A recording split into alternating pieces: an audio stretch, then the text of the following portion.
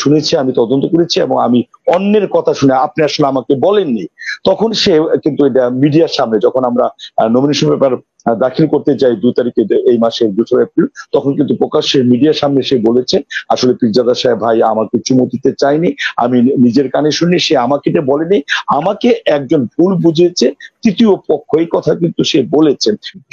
এবং সে কিন্তু সবসময় বিএনপির নির্বাচনী প্রচারণা বা যে কোনো নির্বাচন না, যে কোনো রাজনৈতিক প্রচারণায় সে কিন্তু সম্মুখ ভাগে থাকে এবং গান যে গায় সেখানে কিন্তু নেতৃত্ব দেয়। যদি সরকার যদি এটা তাকে বলতো, তার কিন্তু একটা মুখ্যম সুযোগ ছিল, সে কিন্তু এই শিবা শানুকে গ্রেপ্তার করতে পারতো, বিএনপি সম্পৃক্ত করতে পারতো, তাহলে কিন্তু ভোটার কম গিয়েছে, আরো কম যেত। আর একটা বিএনপি কিন্তু একটা ডাক দিয়েছে ভারতীয় পণ্য বর্জনের, কিন্তু ভারতীয় পণ্য কি বর্জন হয়েছে? আমি ওই ক্লিয়ার করি বিষয়টা। গত 2022 সালে আমি প্রধান নির্বাচন কমিশনার ছিলাম চলচ্চিত্র শিল্পী সমিতি নির্বাচনে। সেখানে আমি সুষ্ঠুভাবে ইলেকশন করেছি। ইলেকশনে ফেল করে একজন, তারপর সে সাংবাদিক সম্মেলন করে একজনের মানে টাকা প্রদান বিষয় নিয়ে, তখন অপ্রাসঙ্গিক ভাবে একটি বিষয় আছে যে নিপুণ বলে যে আমি তাকে বলেছি যে তুমি আমাকে 2টি চুমু দিলে আমি তোমাকে পাশ করিয়ে দিব। এটা বেশ আলোচিত, সমালোচিত, ভাইরাল হয়েছিল বিষয়টা। কিন্তু আমি প্রথম থেকে কিন্তু এটা প্রতিবাদ করে এসেছি, কারণ আমার ওখানে ওইরকম কথা বলার মতো পরিবেশ ছিল না, পরিস্থিতি ছিল না। আর তখন যেহেতু করোনা ভাইরাসের মধ্যে নির্বাচন হচ্ছিল এবং 28 থেকে নির্বাচন, 22 তারিখে একটি পরিপত্র জারি করেছিল ক্যাবিনেট মিনিস্ট্রি যে 100 জনের বেশি সমাগম হতে পারবে না। সেখানে কর্তৃপক্ষ, এফডিসি কর্তৃপক্ষ আমাদের অনুমতি দিয়েছিল শুধুমাত্র ভোটাররা প্রবেশ করতে পারবে, আর কেউ প্রবেশ করতে পারবে না। এই কারণে পরিচালক, প্রযোজক, ক্যামেরাম্যান তারা কেউ ঢুকতে পারেনি। বাহিরে একটা উত্তেজনাপূর্ণ অবস্থান ছিল, তা নিয়ে আমি ব্যস্ত ছিলাম, ইলেকশন নিয়ে, নিরপেক্ষ ইলেকশন নিয়ে ব্যস্ত ছিলাম। সেখানে এই কথা বলার মতো অবকাশ ছিল না এবং সেখানে 43টি মূল ধারার চ্যানেল এবং ইউটিউব, অনলাইন সহ অসংখ্য চ্যানেল ছিল এবং সেখানে কিন্তু তারা এই ফুটেজ কিছু দেখাতে পারে নাই। যদিও তারা জায়েদ খান টাকা দিচ্ছে না কাগজ দিচ্ছে মুনমুনকে সেটা দেখাতে পেরেছে, কিন্তু আমারটা দেখাতে পারেনি। আমি প্রতিবাদ করেছি। তারপর এই বিষয়টি নিপুণ তদন্ত করেছে, বিষয়টি তদন্ত করে দেখেছে যে তাকে একজন বলেছে, তাকে একজন বলেছে, সে নিজের মুখে নিজের কানে শুনেনি যে আমি তাকে বলেছি তুমি আমাকে চুমু দাও। একজন বলেছে এসে তাকে যে পীরজাদা ভাই তো তোমাকে চুমু দিতে বলেছে। কাকে বলেছে? আমার সামনে বলেছে। আমি তো শুনিনি। আমি শুনেছি। তারপর সেটা বুঝতে পেরে ওই সদস্যকে তার প্যানেল থেকে সে বিতাড়িত করেছে এবং সে আমাকে প্রপোজাল দিয়েছে যে আপনার সম্বন্ধে এই কথাটা আমি শুনেছি, আমি তদন্ত করেছি এবং আমি অন্যের কথা শুনে আপনি আসলে আমাকে বলেননি। তখন সে কিন্তু এটা মিডিয়ার সামনে, যখন আমরা নমিনেশন পেপার দাখিল করতে যাই 2 তারিখে, এই মাসের 2 এপ্রিল, তখন কিন্তু প্রকাশ্যে মিডিয়ার সামনে সে বলেছে আসলে পীরজাদা সাহেব ভাই আমাকে চুমু দিতে চাইনি, আমি নিজের কানে শুনি, সে আমাকে এটা বলেনি, আমাকে একজন ভুল বুঝিয়েছে তৃতীয় পক্ষ, এই কথা কিন্তু সে বলেছেন। এখন বলতে পারেন আপনি কেন নির্বাচনে গেলেন? আমি এটা বোঝানোর জন্য যে শিল্পীদের মন উদার হওয়া দরকার এবং শিল্পীদের পার্মানেন্ট শত্রু বলে কেউ নেই। এবং আজকে সে আমার শত্রু ছিল, আমি তার বিরুদ্ধে করি, এখনো বিরুদ্ধে করি এবং সে এখন তো স্বীকারই করেছে যে না আমি তাকে এই কথা বলিনি। এই যে আমার উপর যে একটা কলঙ্ক অন্যের কথা শুনে সে দিয়েছিল তৃতীয় পক্ষে, সেটা কিন্তু আমি সামাজিকভাবে, পারিবারিকভাবে এবং সাংগঠনিকভাবে কিন্তু ক্ষতিগ্রস্ত হয়েছি। আবার আমি জানতাম, আমার সাধক বাবা বলতেন সত্যের জয় হবে, তুমি বাবা অপেক্ষা করবে সবসময়। আমি সবসময় অপেক্ষা করতাম এবং এত তাড়াতাড়ি যে সত্যের জয় হবে এবং এত তাড়াতাড়ি যে অভিযোগ করেছে সেই বলেছে না অভিযোগটা আমি সত্য নয়, আমি তাকে বলিনি। এবং সে যদি আমি খারাপ হতাম তাহলে তো তার প্যানেলে আমাকে নির্বাচন করার আহ্বান জানাতো না। তাই আমি এটা নিয়েছি।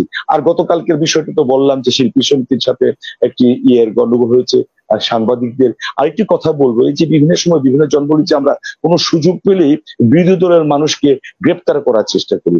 এই যে 3 জনের নাম এসেছে চলচ্চিত্র শিল্পী সমিতির 21 তারিখ 23 তারিখের ঘটনায় যে সাংবাদিকদের আঘাত করেছে, সেখানে কিন্তু মুখ্য ভূমিকা এবং যাকে দিয়ে শুরু হয়েছে ছিল শিবা শানু। শিবা শানুর নাম কিন্তু প্রত্যেক সাংবাদিক বলেছে এবং ফুটেজে দেখা গিয়েছে সে আক্রমণ করছে, সে বিভিন্ন কথা বলছে, আক্রমণ ভঙ্গিতে যাচ্ছে। কিন্তু সে কিন্তু জাসাসের একজন সাংগঠনিক সম্পাদক, এবং সে কিন্তু সবসময় বিএনপির নির্বাচনী প্রচারণা বা যে কোনো নির্বাচন না, যে কোনো রাজনৈতিক প্রচারণায় সে কিন্তু সম্মুখ ভাগে থাকে এবং গান যে গায় সেখানে কিন্তু নেতৃত্ব দেয়। যদি সরকার যদি এটা তাকে বলতো, তার কিন্তু একটা মুখ্যম সুযোগ ছিল, সে কিন্তু এই শিবা সানুকে গ্রেপ্তার করতে পারতো, কিন্তু শিবা সানুকে এখনো গ্রেপ্তার করেনি। তাই এই বিষয়গুলি হলো যে এই যে ঘটনা ঘটেছে শিল্পী সমিতিতে, সেটা অবশ্যই খারাপ হয়েছে। এবং একটা ঘোষণা যে এলো যে 23শে এপ্রিলকে প্রতি বছর সাংবাদিকরা কালো চলচ্চিত্রের কালো দিবস হিসেবে ঘোষণা করবে, সেটা কিন্তু আমাদের চলচ্চিত্রের জন্য ভালো হয়নি। এটা কিন্তু দুই পক্ষ বসে একটা মীমাংসা করে দিতে পারতো। দুই পক্ষ বসে কিন্তু এই যে প্রতি বছর একটা এই দিবসটা পালন করবে, এটা আমার সাধারণ শিল্পীরা কিন্তু কেউ চাই না, এটা কিন্তু করতে পারতো। আরেকটি হলো এই যে মানে বাংলাদেশ ব্যাংকে ইয়েদের সাংবাদিকের প্রবেশ নিষেধাজ্ঞা করেছে, এটা অবশ্যই তো আমি বলবো যে এটা সঠিক করেনি। আরেকটা হলো অর্থনৈতিক যে সংকট যাচ্ছে, সংকট কিন্তু অনেকদিন ধরে যাচ্ছে। সংকট কিন্তু পরিত্রাণ পাওয়ার কিন্তু প্রক্রিয়া সরকার জানে, এবং আমাদের পাইপলাইনে কিন্তু অসংখ্য বৈদেশিক মুদ্রা আসার একটা সম্ভাবনা আছে, কেননা অনেকগুলো ঋণ চুক্তি আছে। আমরা এর মধ্যে এশিয়ান ডেভেলপমেন্ট ব্যাংক থেকে পাচ্ছি, আমরা বিশ্ব ব্যাংক থেকে পাচ্ছি, আমরা জাইকা থেকে পাচ্ছি, যেটা পাইপলাইনে আছে।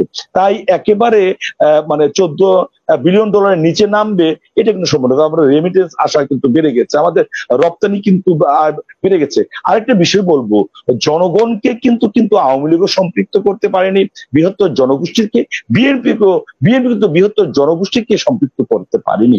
যদি আওয়ামী লীগ না, আমি একটু বলছি, যদি আওয়ামী লীগ সম্পৃক্ত করতে পারতো, তাহলে কিন্তু ওই 10%, 20% বা 24% বা 21% ভোটার যেত না, বেশি পার্সেন্ট ভোটার যেত। আর যদি বিএনপি সম্পৃক্ত করতে পারতো, তাহলে কিন্তু ভোটার কম গিয়েছে, আরো কম যেত। আর বিএনপি কিন্তু একটা ডাক দিয়েছে ভারতীয় পণ্য বর্জনের, কিন্তু ভারতীয় পণ্য কি বর্জন হয়েছে? আমি রপ্তানি যে স্ট্র্যাটেজি দেখলাম, তাতে দেখলাম যে না সম্ভাবনা না, এবং তারা সমর্থন দিয়েছে। আরেকটি বলি, যে তাহলে কি বাঙালি শুনে না? শুনে। আমি একটা কথা বলছি, মানুষ কতটাই করতে পেরেছে আপনাকে এটা লক্ষ্য করবেন। এবার কিন্তু তরমুজ খাবো না বলে সাধারণ জনগণ ডাক দিয়েছিল, এবার কিন্তু পরে তরমুজ বিক্রি করতে পারেনি, তরমুজ কিন্তু অনেক পরিবার কিনেনি, তার ফলে কিন্তু তরমুজের দাম এতটা নিচে নেমেছিল, জনগণ যে সাড়া দেয় না ডাকে, সাড়া দেয় না ডাকে, একাত্মতা পোষণ করে না, এটা কিন্তু সঠিক না। তারা ডাকার মতো ডাকতে হবে। আর একটা গান ছিল, আল্লাহ তুমি ডাকতে জানি না, ডাকার শুনো না, ডাকার মতো ডাকতে পারি না, এর জন্য শুনো না। এরকম ডাকার মতো ডাকতে হবে, মানুষকে সম্পৃক্ত করতে হবে। যেমন তরমুজের ব্যাপারে সম্পৃক্ত হয়েছে, এবার আরেকটা ডাক দেওয়া দরকার, এই গরুর মাংস বর্জনের একটা ডাক দেওয়া দরকার। ধন্যবাদ।